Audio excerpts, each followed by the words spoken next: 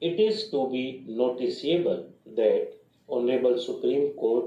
while laying down the law that in contempt jurisdiction, no positive mandatory direction can be issued outside the scope of the order which is being alleged to have been violated by the authorities, has elaborately observed therein that the purpose of contempt jurisdiction is to uphold majesty and dignity of the courts of law. It has further been observed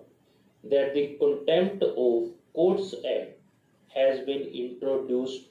for the purposes of securing the feeling of confidence of the people in general for true and proper administration of justice in the country. Honorable Supreme Court has further held that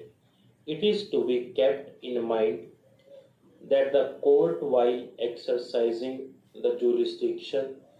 to punish for contempt, does not function as an original or appellate court for determination of the disputes between the parties, and thus contempt court is not entitled to enter into questions which have not been dealt with and decided in the judgment or order, violation of which is alleged. The ratio of the said judgment of Honorable Supreme Court in the case of Rakesh Prasad Supra is not being disputed by the learned counsel appearing for the respondents, and in my opinion as well, it cannot be disputed.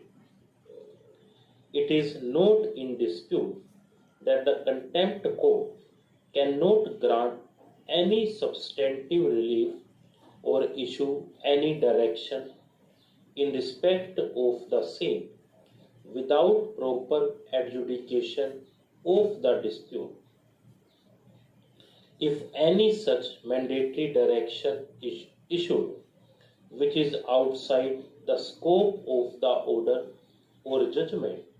which is said to have been violated, such a direction would be without jurisdiction and would not be binding. Having observed as above what needs to be considered in the facts and circumstances of the case is as to whether the direction issued by the Honorable Contempt Judge in the order dated 9th April 2012 directing the Basic Education Officer Ambedkar Nagar to continue with single-hand operation of the salary account can be termed to be a direction without jurisdiction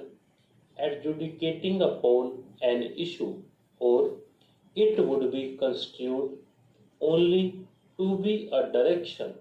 issued in the aid of the High Court for ensuring compliance of its order dated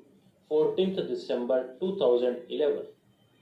The circumstances in which the order dated 9th April 2012 was passed by the Honorable Contempt Judge have been noticed in the said order itself. At the cost of repetition, it may be observed that even after passing of the order on 26th March 2012, directing therein single-hand operation of the salary account, payment of salary to the teaching and non-teaching staff could not be ensured, and in fact a dispute arose during the court proceedings before Honorable Contempt Judge on 9th April 2012 when the check as presented by the Basic Education Officer was returned back to him, noticing the dispute between two managers. In such a situation, I am of the considered opinion that the direction issued by Honorable Contempt Judge for continuance of the single hand operation of the salary account in the order dated 9th April 2012 was not a direction issued by the court on its own. Stop.